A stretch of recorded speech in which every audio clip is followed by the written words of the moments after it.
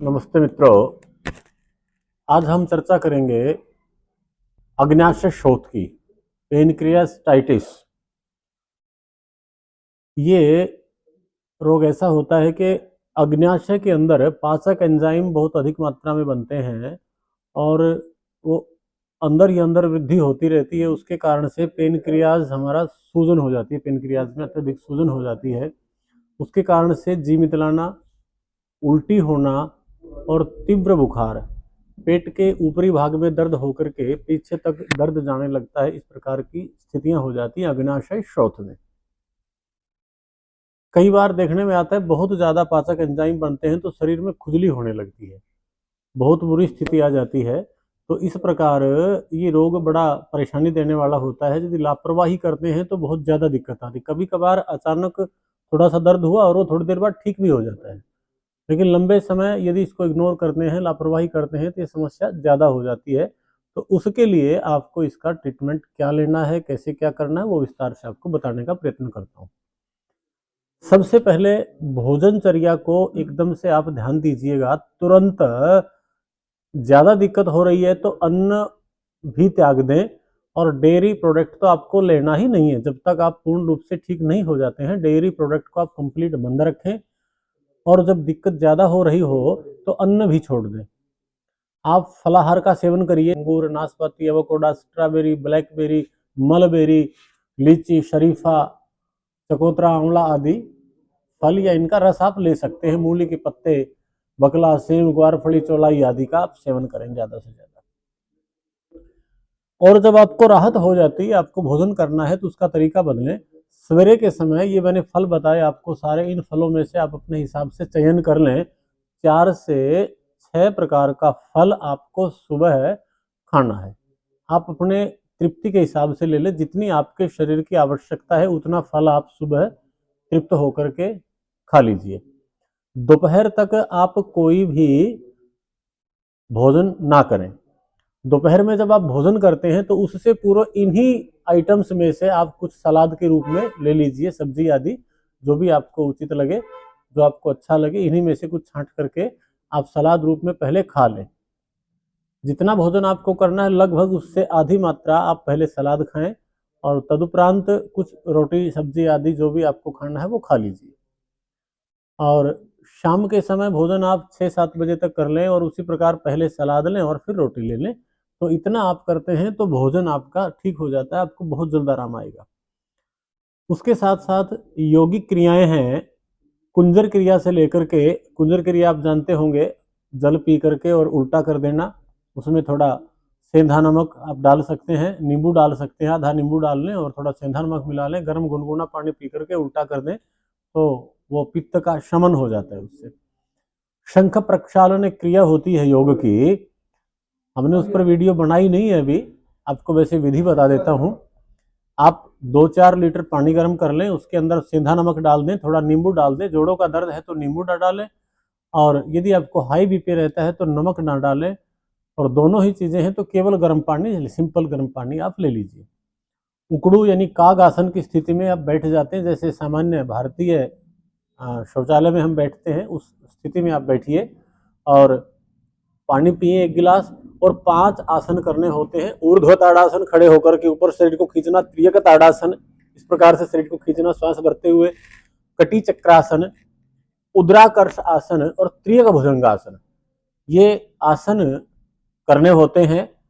फिर से 1 गिलास पानी पीना और फिर से आसन करना, फिर पानी पीना, फिर आसन करना। इसी प्रकार आप करते जाएंगे तो आपको लेटिन की शंका हो जाती है। शुरू में आप गाढ़ा मोटा मल जाएंगे, फिर पतला मल आएगा और धीरे धीरे ऐसे आप करते रहेंगे, पानी पीते रहेंगे, आसन करते रहेंगे, बीच बीच में आपको लेटिन जाना पड़ेगा।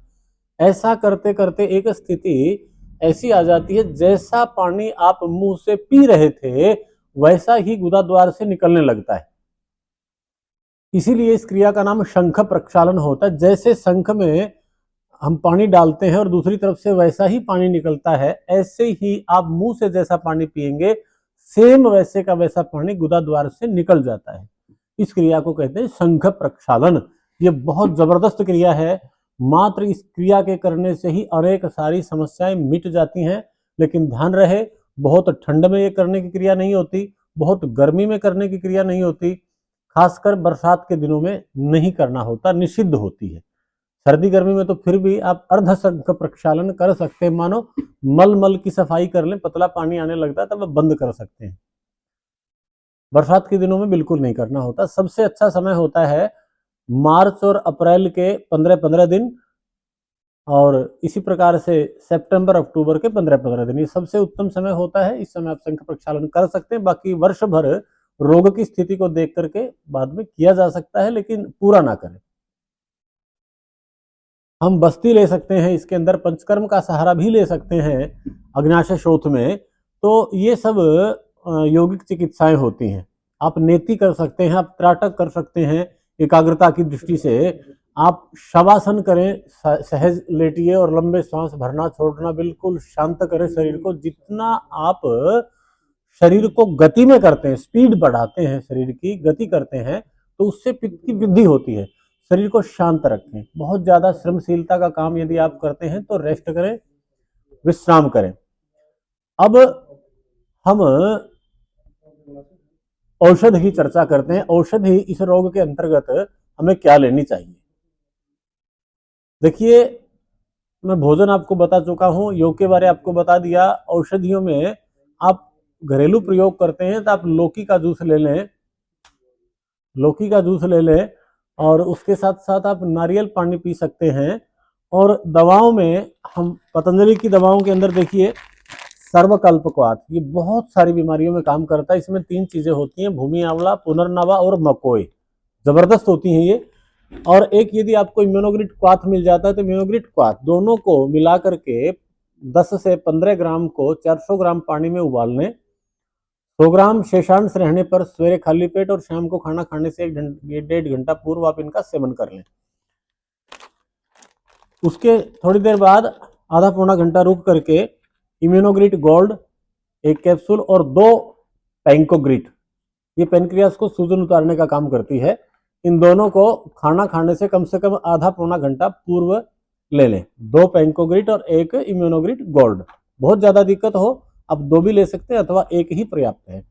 और हल्की दिक्कत है तो इसको ना लें, केवल पैंकोग्रिड आप 2-2 गोलियां दोनों समय खाना खाने से आधा घंटा पूर्व प्रयोग कर लें।